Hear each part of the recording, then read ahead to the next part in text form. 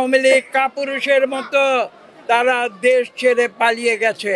এই ছাত্ররা বিদ্রোহ করেছিল 1969 সালে স্বৈরাচারী আইয়ুব শাহীর বিরুদ্ধে, এবং এই ছাত্ররা পরবর্তী 1990 সালে বিদ্রোহ করেছিল সামরিক শাসক এরশাদের বিরুদ্ধে, এবং এই ছাত্র জনতা পুনরায় বিদ্রোহ ঘোষণা করেছে। আপনারা দেখেছেন একবার 2018 সালে তারা রাজপথে নেমেছিল, পরবর্তীতে 2024 জুলাই আগস্টে তারা রাজপথে থেকে এদেশ থেকে স্বৈরাচারী আওয়ামী লীগ সরকারকে বিতাড়িত করেছে, এবং আওয়ামী লীগ কাপুরুষের মতো তারা দেশ ছেড়ে পালিয়ে গেছে।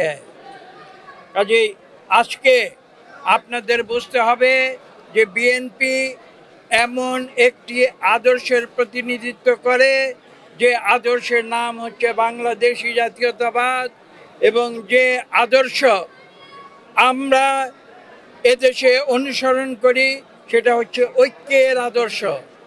সবাই মিলে মিশে প্রতিহিংসা ভুলে, আওয়ামী লীগের প্রতিহিংসার লগি বৈঠার রাজনীতিতে বিএনপি বিশ্বাস করে না। শহীদ প্রেসিডেন্ট জিয়াউর রহমান কি বলেছিলেন?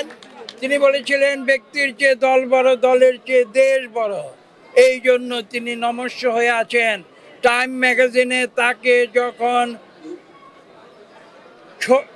তার চিত্র যখন প্রথম পৃষ্ঠায় ছাপা হয়েছিল, সেই 100 বছরের সেই নামি দামি পত্রিকা, তাদের সম্পাদকদের প্রশ্ন করা হয়েছিল যে একটা ছোট্ট দেশ বাংলাদেশ, সেই দেশের একজন প্রেসিডেন্ট, তার ছবি কেন টাইম ম্যাগাজিনে প্রচ্ছদচিত্র করা হলো? সম্পাদকেরা উত্তর দিয়েছিলেন, শহীদ প্রেসিডেন্ট জিয়াউর রহমানের মধ্যে আমরা একটি দুর্লভ গুণ দেখেছি যেটা তৃতীয় বিশ্বের নেতাদের মধ্যে দেখা যায় না। তার নাম হচ্ছে রাজনৈতিক সততা, এবং সেই সততার কারণে আমরা আজকে টাইম ম্যাগাজিনে প্রেসিডেন্ট জিয়াউর রহমানের প্রচ্ছদচিত্র করেছি।